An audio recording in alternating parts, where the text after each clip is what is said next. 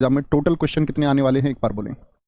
Total question के बारे में आप सभी जानते होंगे कि जी टोटल क्वेश्चन 80 क्वेश्चन आने हैं भैया। 80 क्वेश्चन में से जो 20 क्वेश्चन है वो हिंदी के होंगे, ठीक है। 20 क्वेश्चन आपके जीएस के होंगे, 20 क्वेश्चन रीजनिंग के और 20 मैथ के होंगे, इतना सब लोग जानते होंगे, ठीक है। तो ये जो 20 क्वेश्चन हिंदी के होंगे, आप इसमें हिंदी भी चुन सकते हैं और इंग्लिश भी, जो जिस लैंग्वेज में कंफर्ट हो।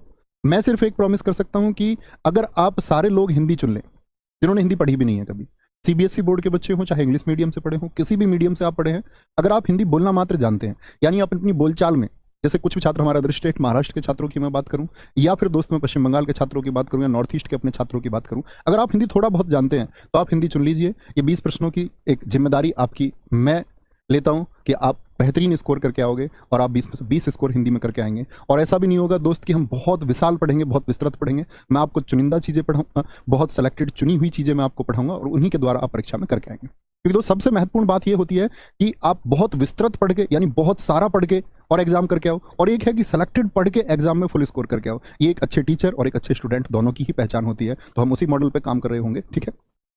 तो 20 क्वेश्चन आपके हिंदी के आने वाले हैं। एक प्रॉमिस मैं आपसे कर चुका हूं, साथ में एक प्रॉमिस आपका भी चाहूंगा कि कमेंट सेक्शन में एक प्रॉमिस आप लिखिए कि अवतार 2.0 बैच में जितनी मेहनत से टीम आपको पढ़ाएगी उतना ही शानदार रिवीजन आप भी करेंगे। क्योंकि दोस्त आपको जाना है इस देश की सीमाओं पर, और मैं कभी नहीं चाहता कि मेरे देश की सीमाओं पर कोई कमजोर जवान पहुंच जाए जिसके अंदर जुनून और हौसला कूट कूट के भरा हुआ है। क्योंकि जो अपनी नींदें गवा सकता है इस देश की रक्षा के लिए, वही इस देश की सीमाओं पर जाना चाहिए। तो मैं उम्मीद करूंगा आप ही में से वो छात्र होंगे जो नींदें गवा सकते हैं अध्ययन के लिए, कल वही नींदें गवा सकते हैं आपका सीमा की सुरक्षाओं के लिए। तो उम्मीद करूंगा इस अध्ययन के लिए आप सब कुछ करेंगे, अपने रिवीजन के लिए आप सब कुछ करेंगे, और कहते हैं ना कि बाजी लगा देंगे जान की जब बात आएगी हिंदुस्तान की। तो मेरे दोस्त, बात हिंदुस्तान से पहले अपने आप को प्रूव करने के हिंदुस्तान की सीमाओं पर आप तब पहुंचेंगे। तो हम शुरू करेंगे अपनी क्लास को। मैं आपको बता देता हूं दोस्त क्या किस चैप्टर से कितने क्वेश्चन पूछे गए हैं आपका पिछले वर्षों में और क्या पूछा जा सकता है। तो सबसे पहली बात करते हैं संज्ञा, सर्वनाम, क्रिया विशेषण और अव्यय, यानी संज्ञा से लेकर के अव्यय तक।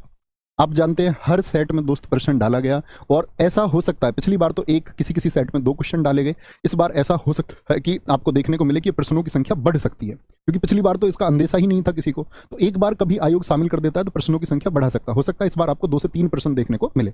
एक तो सबसे पहले हम इसी क्रम में पढ़ रहे होंगे, एक एक दिन की ये क्लास होंगी, ठीक है। एक एक दिन की, एक दिन में मैं संज्ञा आपको समझा दूंगा और कभी आप प्रश्न गलत नहीं करोगे।